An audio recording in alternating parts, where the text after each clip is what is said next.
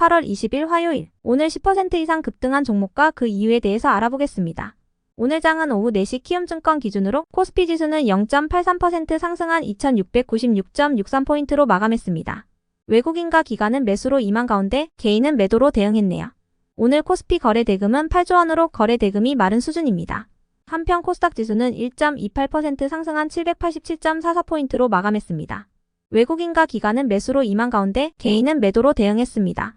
그럼 본격적으로 오늘의 급등 종목들을 살펴볼게요. 오늘 10% 이상 급등한 종목은 총 35종목으로 코스피에서는 8종목, 코스닥에서는 27종목이 나왔습니다.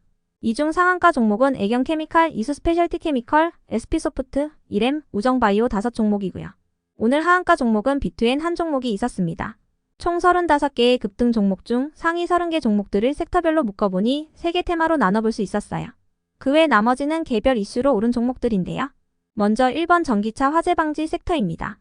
최근 벤츠와 기아차, 그리고 테슬라의 전기차에서 화재 사고가 연이어 발생한 가운데 여당과 정부가 내년도 예산안 편성을 통해 전기차 화재 예방 충전기를 최대 9만 대까지 보급한다고 전해졌습니다. 무인화재 방수 차량과 전기차 화재 진압 장비를 추가로 도입하고 국고 여객선의 전기차 전용 소화장비 보급 예산 등을 반영할 예정이라고 전해졌는데요. 다만 현대차와 기아는 배터리 충전량과 화재 발생 여부는 관계가 없다고 강조했으며 유진투자증권에서는 데이터 센터에 적용 중인 액침 냉각이 차량에도 도입될 것으로 전망하기도 했어요.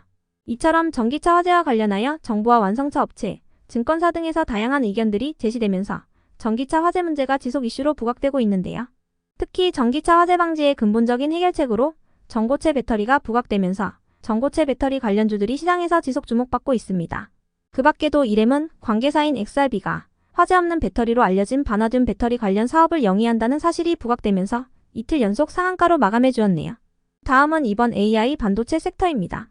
저번 주에 미국의 주요 경제 지표들이 발표된 이후 경기 침체 우려가 완화되면서 미국장이 상승세를 이어가고 있습니다.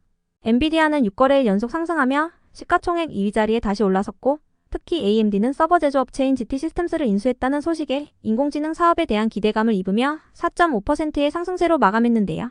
이 같은 훈풍이 국내 AI 및 반도체 기업들에게도 전해지면서 삼성전자와 하이닉스를 중심으로 AI 및 반도체 관련주들이 강세를 보였습니다.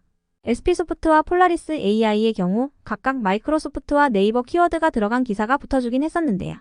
해당 재료로 상승했다기보다는 AMD의 인공지능 사업 기대감이 AI 관련주들에게 전반적인 호재로 작용된 모습이었으니 참고해주세요. 다음은 3번 코로나 엠폭스 섹터입니다. 코로나와 엠폭스 등의 전염병 관련주들의 강세가 이어지고 있습니다. 코로나로 인한 입원 환자 수는 올해 들어 가장 높은 수준을 기록했다고 전해졌으며 아프리카를 중심으로 확산했던 엠폭스 환자가 아프리카 외 지역에서도 발견됐다는 소식이 지속 이슈로 작용되고 있는데요. 강세를 이어오던 코로나 및 엠폭스 관련주 다수가 단기가열과 투자주의 종목으로 지정된 가운데 일부 종목들이 오늘도 강세를 이어가는 모습이었습니다. 특히 우정바이오가 오늘도 상한가에 들어가며 3일 연속 상한가로 마감해 주었네요. 그 외 나머지는 개별 이슈로 오른 종목들인데요. 먼저 플레이그램과 메디콕스, 툴젠, 에이스테크의 급등 이유는 파악되지 않았습니다. 이어서 신성델타테크가 초전도체 관련주로 상승했는데요. 퀀텀에너지 연구소가 한국에너지공과대학과 초전도체 관련 공동 특허를 출원했다는 소식에 관련주들이 강세를 보였다고 전해졌습니다.